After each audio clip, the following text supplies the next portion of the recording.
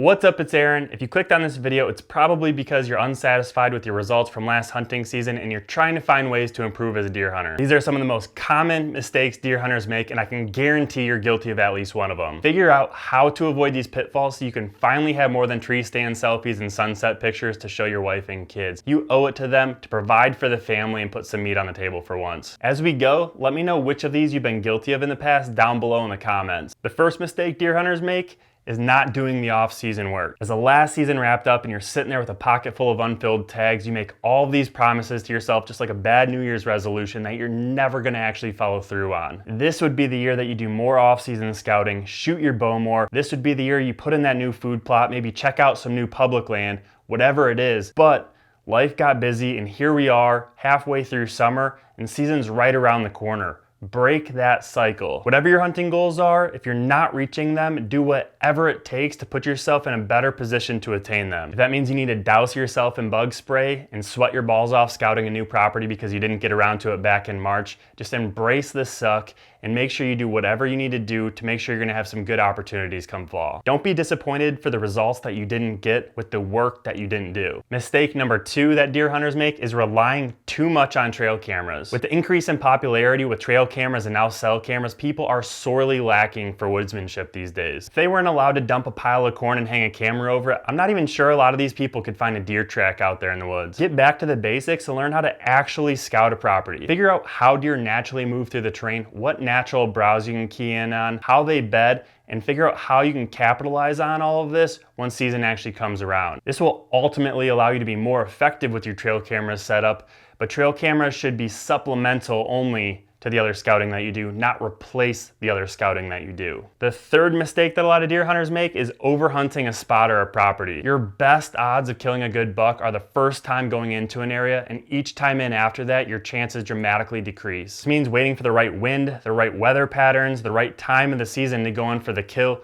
or gaining access to multiple properties so you can be super aggressive, give yourself as many at-bats as possible without having to worry about compromising an area. This also means you need to stop being glued to your preset tree stand. You need to get mobile. Make the investment, buy a set of lightweight climbing sticks in either a tree stand or a saddle. It can get pricey, but you buy once, cry once, and then you're set for years to come and you can hunt any property all over the country with that one setup. What this also allows you to do is instead of being glued to your one ladder stand that you have on your property and hunting it regardless of what the wind direction is, blowing out every single deer on your property, now you can be mobile, you can make adjustments and pivot as conditions change. Mistake number 4 is being too conservative. When you're only hunting the fringes and the outskirts of your property or sitting on a field edge, you're very rarely gonna be in the game. You may have some action with doe family groups or some young bucks, but chances are the older bucks in your area are not gonna make it to you during daylight hours. Since your encounters with good bucks are so few and far between, you're not gonna learn very much and you're not gonna have any intel to work off of to be able to make adjustments for future hunts. Instead of being super conservative, push the limits. Try to set up as close to those bedding areas as possible. Sure, you'll probably bump some deer occasionally, but you're gonna learn a lot more by doing so. You're gonna have a lot more encounters and you're gonna get into that bubble where all of the hot sign is and you're finally gonna start putting together the puzzle pieces. This also means that you can't be afraid to scout during season, and this is something that I've struggled with in the past. I didn't want to booger up an area, but you have to do what's necessary to get that intel to make sure that you're going to be positioned in the right spot. Be aggressive and don't be afraid of failure. Just make sure every time you do screw up, you refine your process for the next time you go hunting. Last but not least, the 5th mistake that deer hunters make is thinking that new gear equals better bucks. Personally, I wouldn't want to cross the ocean in a canoe, so gear definitely matters in anything that you do, but you do not need fancy gear in order to be successful in the woods. Get the basics and then upgrade over time. It's a lot more important to be proficient with the gear that you have versus constantly chasing that shiny object. So what this means is get a bow that's adequate and then get a mobile system. Get a tree stand and climbing sticks or get a tree saddle and climbing sticks. And you can buy those secondhand off Facebook Market. You can get them on Craigslist.